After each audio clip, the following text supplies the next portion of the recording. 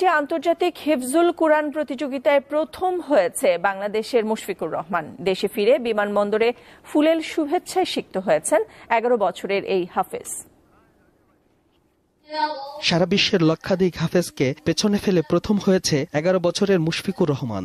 সম্প্রতি কাতারে হয়ে যাওয়া তিজান আন-নূর আন্তর্জাতিক হিফজুল কোরআন প্রতিযোগিতায় দেশের সুনাম বাড়িয়েছে কক্সবাজারের এই হাফেজ।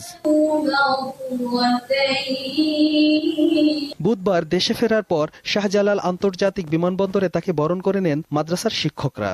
আমি গত 22 তারিখে কাতার প্রতিযোগিতায় গিয়েছিলাম। সেখানে আলহামদুলিল্লাহ সবার মধ্যে দিয়ে আমি আলহামদুলিল্লাহ হিফজে চ্যাম্পিয়ন হতে পেরেছি। রাজধানীর যাত্রাবাড়ি তাহফিজুল কোরআন ও সুন্নাহ মাদ্রাসার ছাত্র মুশফিক। এ মাদ্রাসা থেকেই হাফেজ নাজমুস সাকি সহ প্রায় 50 জন বিভিন্ন দেশের কোরআন প্রতিযোগিতায় পুরস্কার জিতেছেন। হাফেজ মুশফিকুর রহমান এই মাদ্রাসার সকল উস্তাদদের একটা স্বপ্ন ছিল তাকে নিয়ে, সে আরো সামনে বাড়বে ইনশাআল্লাহ। গত কয়েকদিন আগে সে কাতারে অনুষ্ঠিত আন্তর্জাতিক হিফজুল কোরআন প্রতিযোগিতায় প্রথম স্থান অধিকার করেছে। আমরা সকলেই তার জন্য দোয়া করব। সন্তানের এমন অর্জনে ভীষণ খুশি মুশফিকের বাবা। আগামীতে ইনশাআল্লাহ আল্লাহ যদি চাই মুশফিক ইরান যাবে, ইরান সফরে যাবে।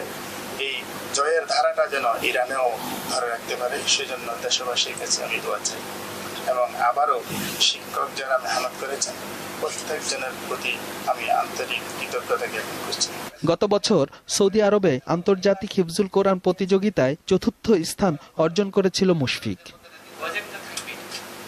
সোহাগ আহমেদ, দীপ্ত সংবাদ, ঢাকা।